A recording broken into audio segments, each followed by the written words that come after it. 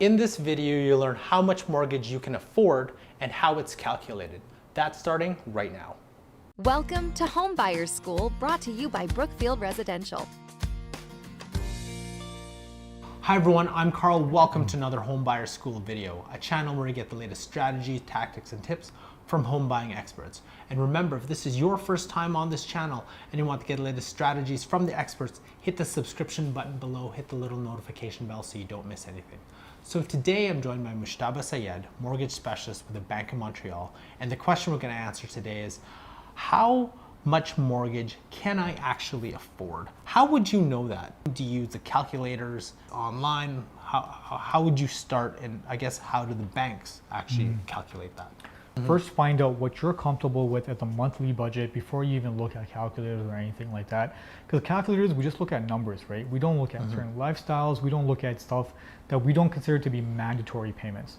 So first and foremost, set a budget for yourself that you're comfortable with every month, no matter what happens, that you can pay. Say you fall sick or you get an injury, you want to travel. You want to make sure that you can pay that mortgage no matter what. That's the first step. Second step is going through a pre-approval process. So most banks, if your credit score is the optimal credit score, which is 680 or higher, we will look at 44% of your annual household income for all your debts. That includes the mortgage payment, property taxes, utilities, any condo fees that might be there, any other debts that are mandatory debts. And the reason why the bank do that, they want the other 56% available to you just in case there's some unforeseen circumstances. You do have a little bit of a life, something that we don't consider to be mortgage poor. You have some savings. So a lender in Canada will not go over 44%. Some lenders might make a discretion on a case-by-case scenario, but it won't be an insured mortgage with CMHC. It will be a conventional mortgage, and every lender has their own discretion that they'll do. Now, sometimes people will come back to me and say, listen, my total debt ratio is only 40%, and I'm still not getting approved, because there's also a gross debt ratio that we'll take a look at. You might have zero debts, but this house, it's now gone over a threshold. So only your housing costs, which is your mortgage payments, property taxes, utilities, condo fees, they can't be more than 39% of your income if you have the optimal credit score.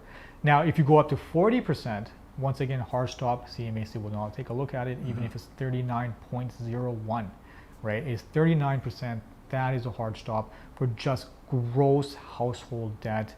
Total debt, 44%. You don't want to go over if you have a nominal credit score. So you only have actually 5% extra of the 39% of total debt. So if you have like a car loan and credit card loans, and if you're kind of maxed out, you're kind of out of luck then, right? You're kind of out of luck, but not necessarily. You can find a co-signer, you can find other options, or maybe you decide this house is too expensive for you. Maybe find something that's a little bit closer to your budget. You might want to reduce the purchase price by a certain 50, 60,000, maybe 10, 20,000, depending, until you get those ratios in line so you can comfortably afford it. Those ratios are in line to protect you and the bank, but mostly you, so you can afford those payments. Those 56% is available to us, God forbid anything happens. That breathing room is very, very important. So it might not get you into the perfect home, but it will get you into a home that you're comfortable with. It's very difficult for a lot of people to get into a dream home right from the get-go.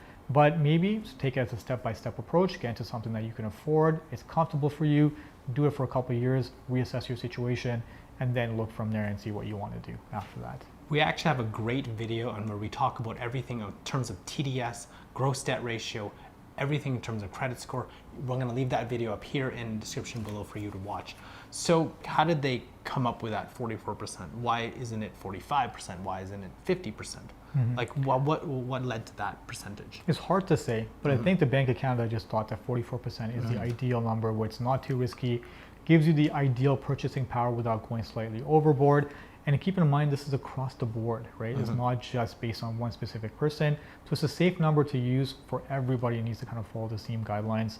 And then that is the reason why. And I think it is because the last thing they want you to do is go into a house that you can't afford. And unfortunately now you are struggling to make payments. You are struggling to make ends meet.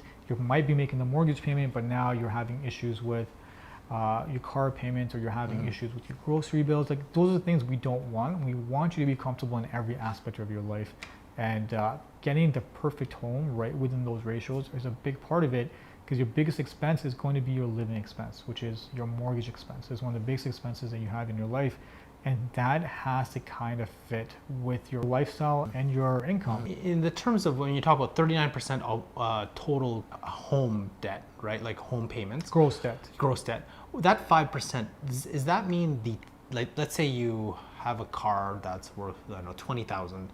Is that included or just the monthly payments? We do look at to see what kind of debts you have, but more important than that is see what the monthly payments going out with your monthly income coming in. So your monthly payment per month will impact your ratios more than what the balance of the debt is at that time. How much does your income actually play into the calculations of how much mortgage you can afford? 100%. Your income is a major deciding factor in your monthly obligations, right? Because you have a certain level of income that comes up every month, and from that, a certain goes towards your debts. So we'll take a look to see how much is left after those debts are paid to see how much you can afford. So your income is a very, very strong factor. One of the very important parts of the 5 C's of credit, which is capacity, is to look at the income. Got it. And do you have anything else to add in terms of how much mortgage you can afford? Take a look, right? Assess your situation. You can even explain to the lender, so listen, this might seem like it's too expensive for me, it's right on my ratios, but hey, listen, I just graduated, I'm a professional, my income potential is gonna rise over the years, so it's gonna be a lot more comfortable. I'm expecting a big raise pretty soon that maybe the lender doesn't know about. All of that stuff can play a big factor into helping you get approved for that loan if you're close to your limits. And if you're already close to your limits, maybe stay a little bit under those limits, right? You do want to be comfortable with your monthly budget. You don't want to overextend yourself or overpay. You always want to be able to comfortable and you want to be able to live your life, right? That's a very, very important part. And I think what probably you want to know is what are some programs to help you with your mortgage payments? And I'm going to leave a video up here in the description below talking about all those payments, especially for first-time home buyers who want that help, right, in terms of getting a mortgage approval.